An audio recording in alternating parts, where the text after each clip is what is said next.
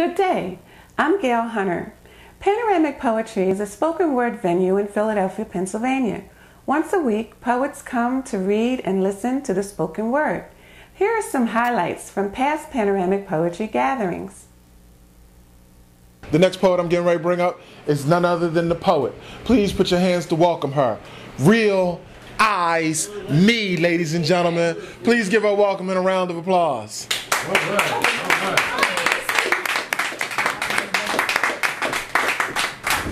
Hello. Hello. Okay. This one is called Moving On.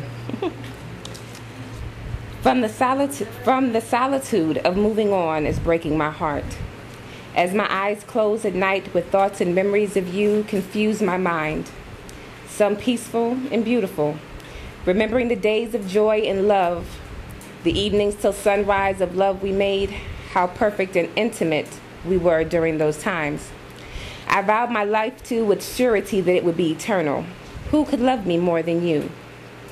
But if this is the epitome of love, I'm saddened because your activities and neglect of me has scarred my heart, and I am constantly reminded with flashbacks of the irreparable damage you've caused, unable to heal. Reminders of her and her resonate in my mind. Reminders of you and you, the priority of you, the convenience of me, and the luxury of us. I cannot escape your actions and the selfish decisions you've made. And although a friend you have remained, you stole my lover. You took her from me and blamed me, life, circumstance, hardship, and distractions, ransoming her for my attention, my complete attention, void of my friends, my enjoyment, my needs. With all of yours fulfilled, you made no effort.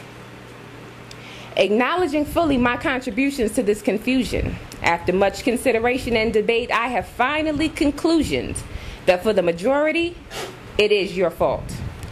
Although my efforts seem to conjure irritation in you and inevitably distance between us, I have been solution-oriented, presented my problems, asking you to address yours, but all I got was excuses. Never a promise of any resolution, but always ending with, I love you. Now in our demise, you want to trust. And in theory, you want to try again.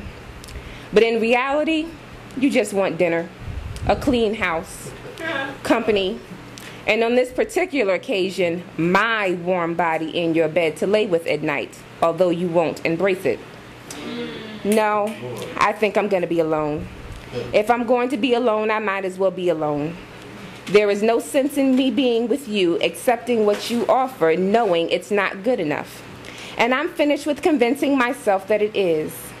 My familiarity with you, my comfortability with you, it frightens me. It frightens me for the potential to love without you. Because of the love you showed me, I wonder if anyone could ever love me more. My friend, my family, my support, my backbone, my rescuer, my shade, my protector. Who will love me more? Who will know me more? Will I ever allow another woman in this place in my heart that will always be yours?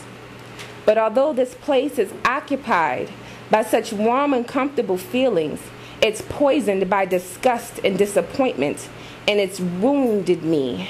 Oh, how you ruined me. So I wonder if I should occupy these places with empty faces and conversation, knowing that this pursuit will only end up in someone else's desires to proceed to a place that I'm unwilling to go? Or should I sit alone and depend on myself? Demand love from me, to me, and only from me. Love me the way that I needed you to. Care for me the way that I begged you to. Make love to me the way that you resisted to.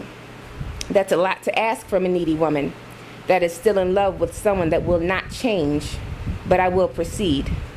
Reluctantly some days, encouraged others. Saddened some days, and joyous others. With the painful, oh so painful realization that I'm starting over again when I thought I was finished. But this time will be different. This time I'm starting alone.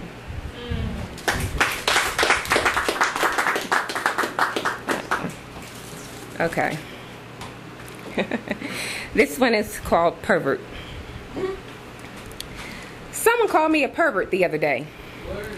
And in my prudent disgust, I gasped and held on to my heart and said, well, that may not be exactly untrue. Although I don't particularly care for that choice of word they use to describe me, I can't be fully honest with myself to deny it. But what am I supposed to do with all of these beautiful black women around me? Now, I don't say anything. Well, sometimes I do. And I don't touch anyone. Sometimes I do. But I'm so grateful for my prescription glasses that allow me to be able to see beauty so clearly. I see all of the beautiful browns, the lights, the darks, the tans, the rich brown, the cocoa brown, the chocolate brown, all perfectly shaded with eyes of the same tint. High cheekbones with a wide nose, inhaling sweet scents of shea butter and natural oils, and of course the vast variety of Bath and Body Works. But it's all in her mouth that moves me. Round, just like other places. Thick, just like other places, and moist, just like other places. But what I can't get enough of is the beautiful words of art that she speaks. When she speaks, the pure intellect and articulation and passion in her words. See, that's what hooks me. A black woman with a goal captivates me, holds me on to every word that she speaks, and though I may be discreetly observing her perfectly filled breasts that are permeating through her blouse, I am paying attention. And if while we're talking, the wind blows and some grass blows in your hair, as I take a minute to hold your locks, it's just an excuse to rub your hair. But please don't stop talking, because with my hands in your hair, along with your round, thick, moist lips moving along with the eloquent words that you're speaking, see, I'm loving this right now. And please don't be sitting anywhere wearing anything that I can imagine the shape of your thighs, because I love the way she spreads and takes up the entire chair when she sits. I wish I could be that chair. You trusting me to hold you, to support you? Yeah, I'd be a good chair, especially if I got to hold that infamous, world-renowned, often imitated but never duplicated black woman's behind. Whether it's big or small, it's perfect. She is perfectly proportioned and blessed by God, created in this manner. Now, I know this may sound a little perverted, but again, I don't care for those choice of words, and I prudently am disgusted by it. However, I don't think I'm being perverted. I say that it is a sincere appreciation, because what kind of woman could you possibly want to be other than a black woman? See, I believe that I love myself, and therefore I love you. And because I can see all of these wonders in myself, I appreciate the wonders in you. For so long, we were looked at as bed warmers and women only to be had in secret. We were laughed at and ridiculed because of our complexion. Either we were too light and resembled white women, or we were too dark and taught to be ashamed of our heritage. We have been disordered ourselves to conform to what society says is acceptable, but fail to embrace our own individuality. Well, I embrace me, and I'll embrace you too. Allow me to compliment you 100 too many times for the perfections of your imperfections. Allow me to count and kiss each one of your stretch marks. Allow me to stare at you as you stand totally naked and tell you every curve I love about your body. Allow me to ask you question after question after question about your life, your past, your future, and marvel at the words that you choose to describe your heart. So, am I a pervert? I don't know, possibly.